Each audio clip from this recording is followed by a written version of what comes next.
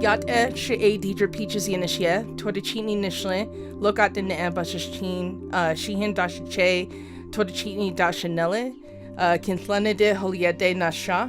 I'm introducing myself using my clans in Navajo and also saying that I live here in Flagstaff. I've been filmmaking for the past 15 years. During my, I think it was sophomore year in college, one of the things I wanted to do was document my grandmother. She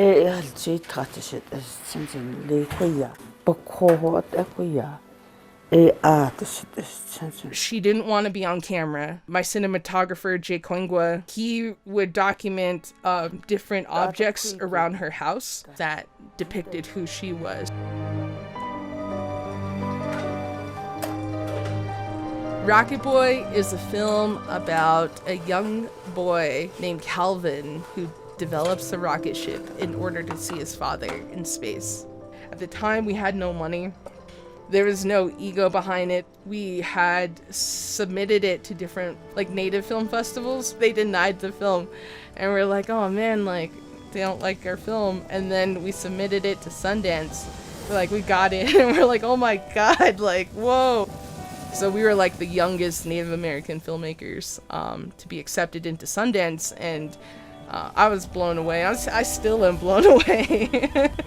After Sundance, kind of just went into more documentary filmmaking. I wanted to do more about learning about my community. Water is Life, To Ei Nat E, is a documentary about the scarcity of water on the Navajo Nation, as well as the connection between resource extraction.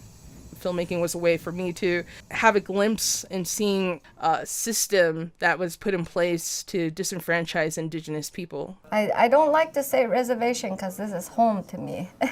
So I don't like to say that. I just say I'm from home. And home is here where I live in Pacavia on Third Mesa. Ruby Chimerica, she is based out of Hopi. She's an herbalist. She allowed us to go to her property. She loved what she was doing, and you could see that in the way that she was talking to her granddaughter, that hope for the future and that hope in her culture. And so that was really empowering to see, and to see that, wow, you can survive off the land. Living in a city, we forget those same connections.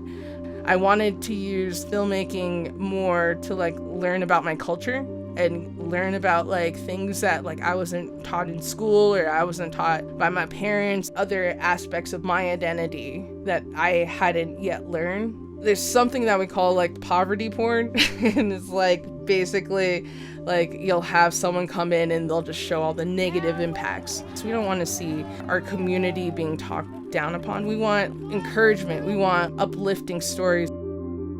I was contacted by the Navajo Hopi COVID Relief Fund, and they had asked if I would be interested in filming a water delivery. My mother, she has a background in epidemiology, and she's been training for pandemics. And so she was just talking about how infectious it could be. And I told them, yeah, I'd be down to film. I just need to get my PPEs in order. And so I started looking online, seeing, okay, this is what people in Wuhan are wearing. And so it's basically the Tyvek suit, a face shield, goggles, booty things that you put on your shoes. I was sweating, trying to focus. It was a lot of work and it was scary because I didn't know if I had COVID. And so I just stayed in my room.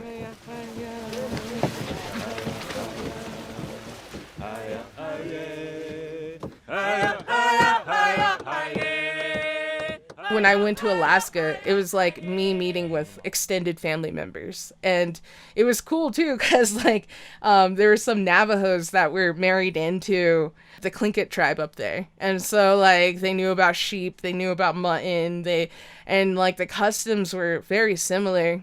Because in Navajo, we have something called hajjo. And it's you live in harmony with not just yourself, but with everything around you. Those same sort of teachings and principles I found were super similar with the Tlingit tribe. I was out there for 10 days, just roughing it. If you're an outsider coming into a community, there's a lot of take. I think like as an indigenous filmmaker, you always think about the people.